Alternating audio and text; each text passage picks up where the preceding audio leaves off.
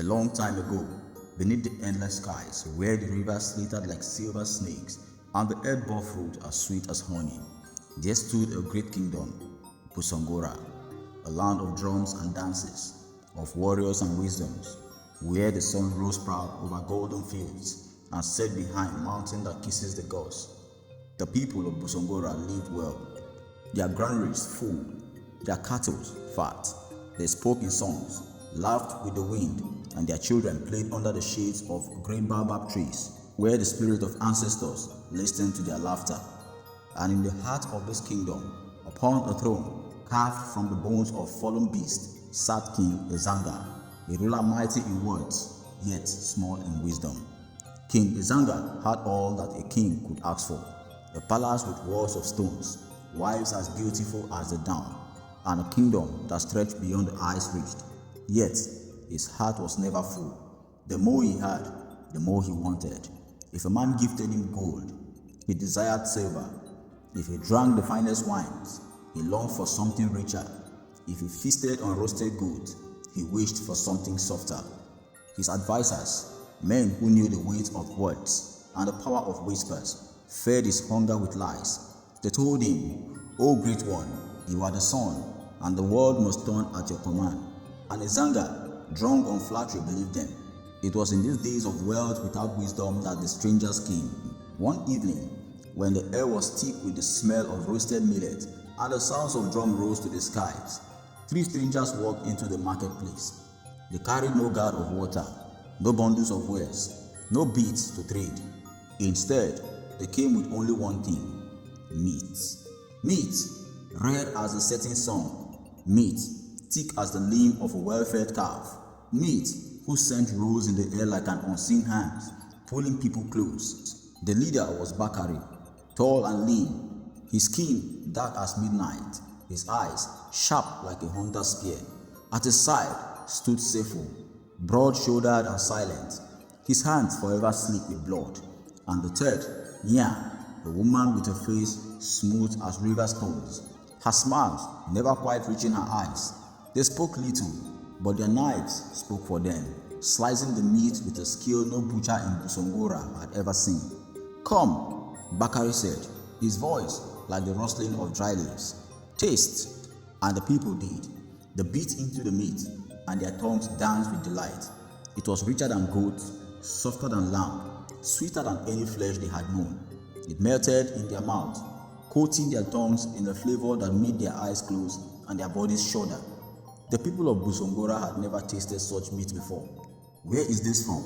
the butcher asked, eyes narrowed with suspicion. "From the deep forest," Bakari said, his smile never faltering. "From the caves where the spirit dance," added Nya. "From the place where hunger is forgotten," Sefo finished. And though their words should have stirred fear, they only stopped curiosity. The people did not ask more. They did not wonder. They did not question. They only ate. It was not long before whispers of this unmatched meat reached the ears of King Ezanga. "O great one," his servant told him, "there is meat in the marketplace that makes men weep with joy, meat that sings on the tongues, that dances in the belly. Shall we bring it to your table?" Ezanga, whose hunger was as deep as the river, nodded, and so the meat was brought before him, steaming and spiced, resting upon golden platters. He lifted a piece to his lips, he bit, he chewed, and in that moment, his world changed. Never had he tasted such a thing, so soft, so rich, so utterly perfect. It was as though the gods themselves had blessed this flesh. A shiver ran down his spine, and he let out a long, slow sigh. "More," he said, and more was given. Night after night, the meat was brought to his table. He ate and ate, his hunger growing, his greed deepening. He no longer wanted beef. He no longer desired goat or antelope. "Only from them shall my feast be filled," the king declared. And so, the three meat sellers became the king's chosen butchers, their stores overflowing, their knives never still. But outside the palace walls, in the dark places where the spirit walked, the air shifted, the trees whispered, the winds sighed, and the earth itself seemed to tremble. Something had entered Busongora, something old, something hungry. Far from the palace, where the fires burned low and the night hummed with the songs of cricket. A young girl named Zuba sat up in bed, her chest rising and falling in quick, shallow breath.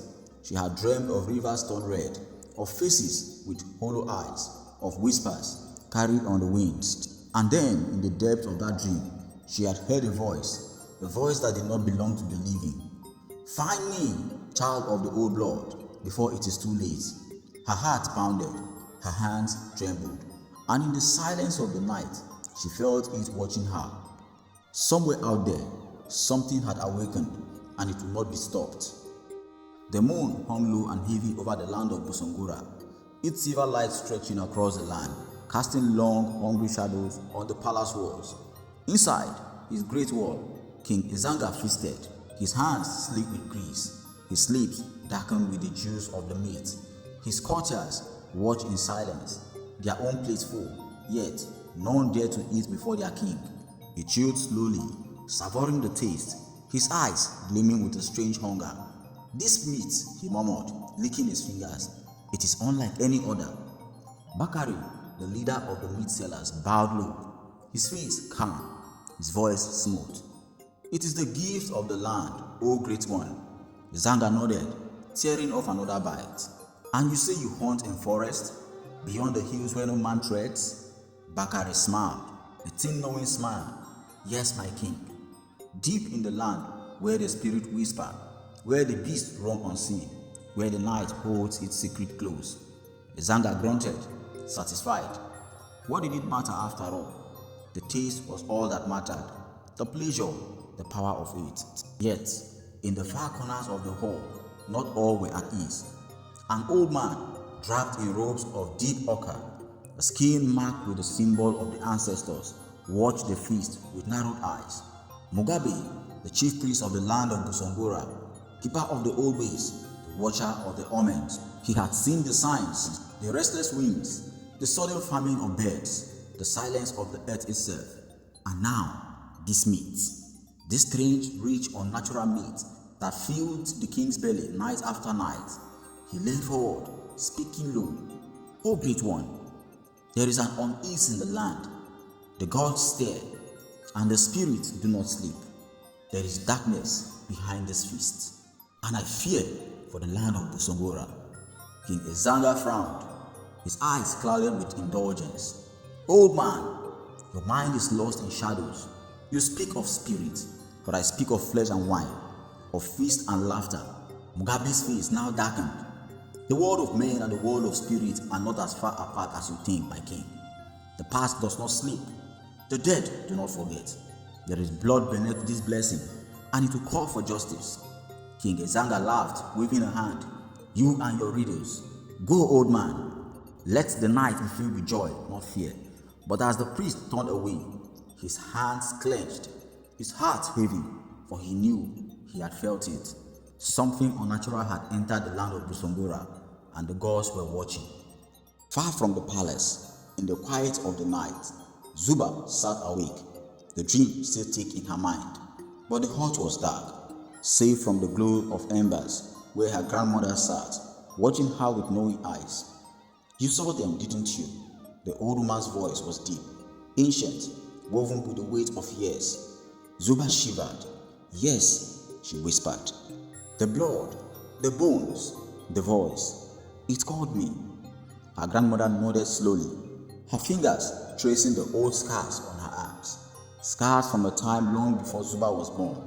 A time when the truth was buried deep, when a spirit was betrayed, when a child was lost to the hunger of men. "The spirits have chosen you, my child," the old woman murmured. "You carry the sight, as your ancestors did. You alone can see the truth." Zuba's breath hitched, her heart pounded. "What truth, grandmother?" The old woman leaned closer, her voice barely above a whisper. "The meat, child, the meat the king feasts upon. It is not from the beast of the forest. It is not from the land of men. It carries the weight of a forgotten curse." Zuba swallowed hard. "Then what is it?"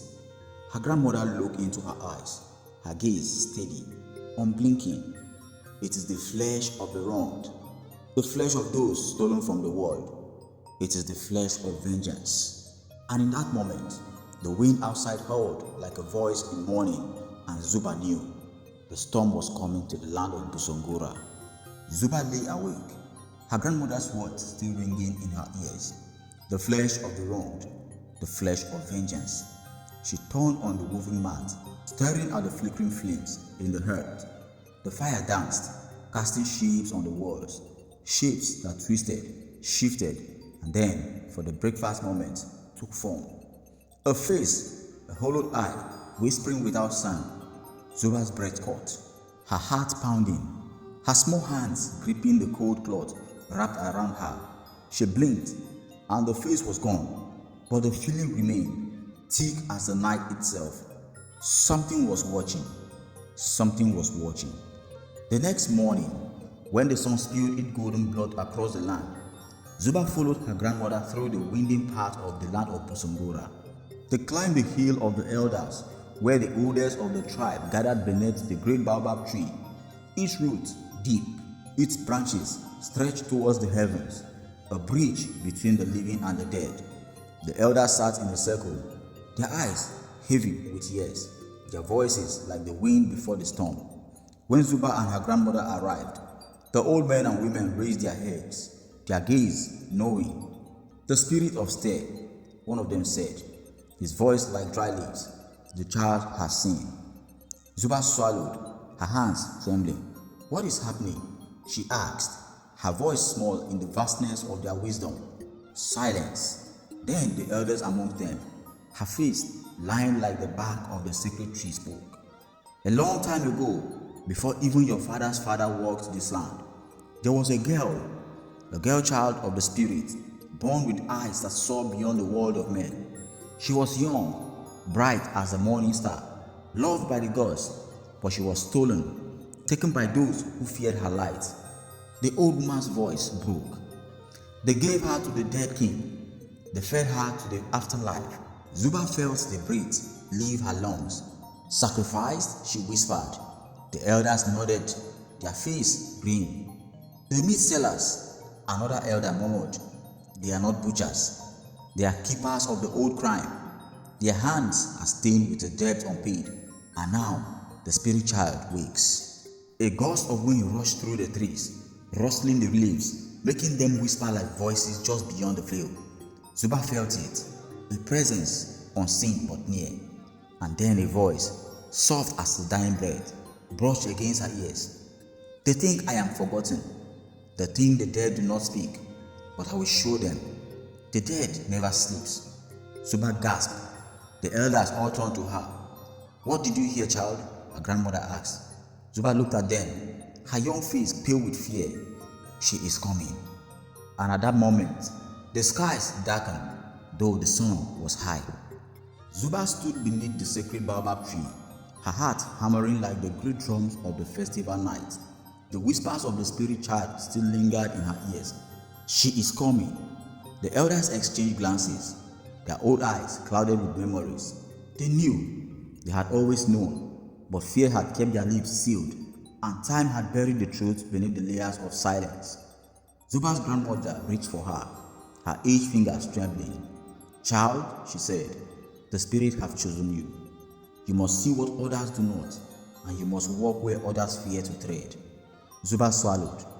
She was only 12 reigns old, but she felt the weight of 1,000 lifetimes pressing on her small shoulders. "What must I do?" she asked. The chief elder stepped forward, his back bent like a bowstring pulled too long. "You must go to the secret caves," he said, voice low, reverent. "You must speak to the spirits and learn what must be done before it is too late." Back in the great stone palace of Busongora, King Ezanga tossed in his bed. Sleep would not come. The feast had been grand, the meat rich, tender, perfect. He had eaten more than ever before, yet his stomach twisted in unease. He dreamed of eyes, hollow, endless eyes staring at him from the darkness, hands reaching for him, a voice, soft, whispering full of hunger. "Did you forget me?" Ezanga woke with a gasp, cold sweat slick on his skin. He sat up, his breath heavy. Looking around his chambers, the room was empty, save for the flickering of the oil lamps, the distant sound of the night birds. But he felt it, something unseen, something watching. He shuddered. He had eaten too much. He had whined maybe too much. Or was the chief priest warning, planting foolish fears in his mind? The dead do not forget. Ezanga shook his head. He was king. What did he have to fear? And yet, as he lay back down, the shadows seemed to move, and the air carried a scent of not of spice and wine, but of blood. Deep within the land of Busongora, far from the king's palace, where the trees grew gnarled, and the air was thick with the scent of damp earth, Bakari, Sefu, and Ya, the meat sellers, stood in silence. The three meat sellers, the bringers of the feast, the trusted hands that fed the people. But here, beneath the twisted branches, they were not butchers. They were keepers of the old rituals, servants of an ancient vengeance. The wind rustled through the trees, and Ya, her sharp eyes gleaming in the dark, whispered, "She is stirring." Sefu, the silent one, clenched his fist. Even he could feel it, the shift in the air. Bakari stepped forward, his tall form casting a long shadow against the moonlight ground. The king feasts without question. The people eat without thought. We have kept our oath, yet the past rises. Ya's voice was sharp low. It is the girl, the one with the sight. If she unravels the truth, we will all burn. Bakari's eyes narrowed. Then she must be silenced before she speaks. At the edge of the village, where the torches no longer burned, Zuba stood alone. Her grandmother had given her a small bundle of charms, whispers of protection woven into them. The elders had given her their blessings, but blessings do not stop fear from calling in her belly. Ahead lay the sacred caves, deep in the land where no one tread at night. She took a breath, stepped forward. The night was silent, too silent. The trees did not whisper, the crickets did not sing, even the wind had stilled. And as she walked, the darkness seemed to close in, wrapping around her like unseen hands. Then from the shadows something moved. A shape, tall, silent, watching. Not spirit, not beast, but a man. A whisper, deep and cold, slithered into her ears. "You should not have come, child." Zuba froze, and in the next heartbeat, strong hands reached for her. The hands closed around Zuba's small frame, rough and unyielding, pressing against her mouth before she could scream. The night swallowed her cry. She kicked, twisted, her heart beat a frantic drum against her ribs. The fingers that held her were strong, but Zuba was small, quick, like the wild birds that dance before the storm. She beat down hard on the hand that smothered her, and a hiss of pain, a curse, a grip loosened. She wrenched free, stumbling backwards into the darkness. "You are a foolish child," the voice whispered from the shadows. Zuba's breath was rich, her pulse wild, but she forced her small hands into the feast. "Who are you?" she demanded, though her voice trembled. The figure stepped forward, and the moonlight fell upon a face she knew. It was Waziri, the king's advisor, the man who sat beside King Ezanga in the great hall, who whispered in his ears, who held power behind the thrones. But here, in the bush of the sacred night, his face was not that of a royal man. It was sharp with hunger, his eyes gleaming with secret long curves. "Turn back, girl," Waziri said softly. "This path is not for you." Zuba took a step away, her mind spinning. Why was the king's advisor here, waiting for her in the dark? "You are working with them," she whispered. Waziri's lips curled into a smile, one that did not touch his eyes. "Clever child," he murmured, "too clever." Zuba's fingers tightened around the charms her grandmother had given her. "You cannot stop what is coming," she said. "The spirit child will rise." For a moment, a flicker of something crossed Waziri's face. Fear, doubt. Then as quickly as it came, it was gone. He sighed. "Then I must make sure you do not speak." Zuba ran. She ran as fast as her leg could carry her, her bare feet flying over the death path, her breath burning in her chest. The trees whispered as she passed. The wind howled through the branches. Behind her, she heard Waziri's footsteps, heavy and relentless. The sacred caves were close. She could see the jagged rocks raising her head, their dark mouth open, waiting just a little further. A hand snatched at her wrist. She yelped, twisting, slipping through Waziri's grip like water. She dove forward, tumbling into the cave's entrance just like Waziri lunged again, this time missing her by a hair. Inside the cave, the air was cool, thick with the weight of old spirits. Zuba pressed herself against the damp stone wall, her chest rising and falling in quick gasps. Outside, Waziri stood at the entrance, his form silhouetted against the moonlight. He did not step forward. He would not step forward because this was a sacred ground, the land of spirits. Zuba saw his jaw tighten. "You do not know what you are stepping into, child," he warned. She did not answer. He took a step back, his figure dissolving into the shadows. "You may have escaped me this night," he called softly, "but you will not escape the king." And then he was gone.